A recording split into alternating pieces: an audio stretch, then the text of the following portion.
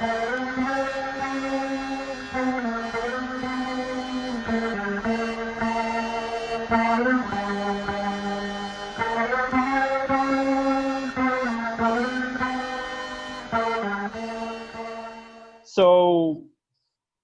there it is. You know, we've got this jewel box of Prabhupada's books. Oh, that's what I wanted to say.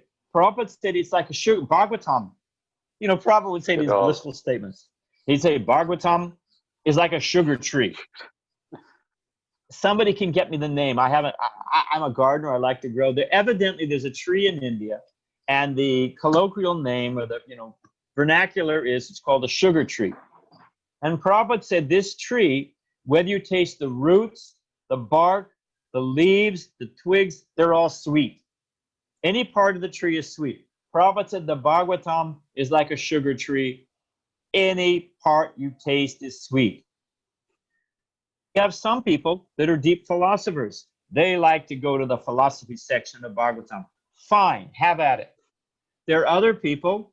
Dravida Prabhu loves to memorize prayers. He particularly likes to go to the Bhagavatam and read the prayers. Go for it. Other people, they like the pastimes. They like the, I used to like to read Shakespeare before I became a devotee. You know, adventure, romance, meaning, poetry, beautiful turn of phrase. Forget Shakespeare. We've got the Bhagavatam. You want suspense, you want villains, you want Romeo and Juliet romance. What do you want? You want poetry? Everything's in the Bhagavatam. It is, Srila Bhaktisiddhanta Saraswati Thakur said, they called it one of the 7 wonders of the ancient world, the library at Alexandria, in Egypt. And it was supposed to be the repository of all the books of knowledge from around the ancient world. And it burned. So, whatever, dark ages, we lost everything. So they say.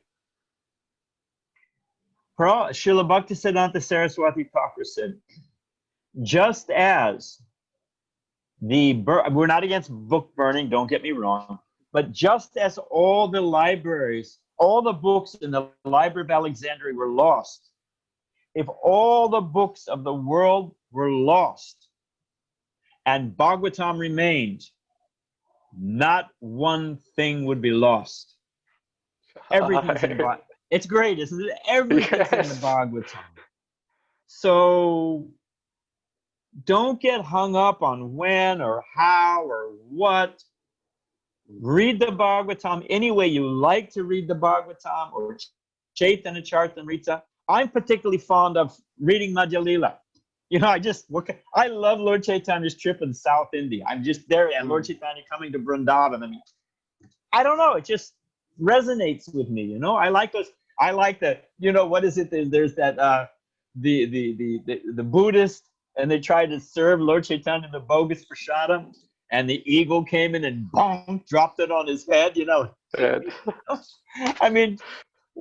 Where do you find that? Where it's just, oh my gosh, and then each of them has a blissful purport, and so we should not deprive ourselves. You go at it any way it works for you, any time it works for you. But if we read, don't get hung up about the amount of time. Of course, it's very good if you can set a time. But just read, and you will see the world in such a wonderful way.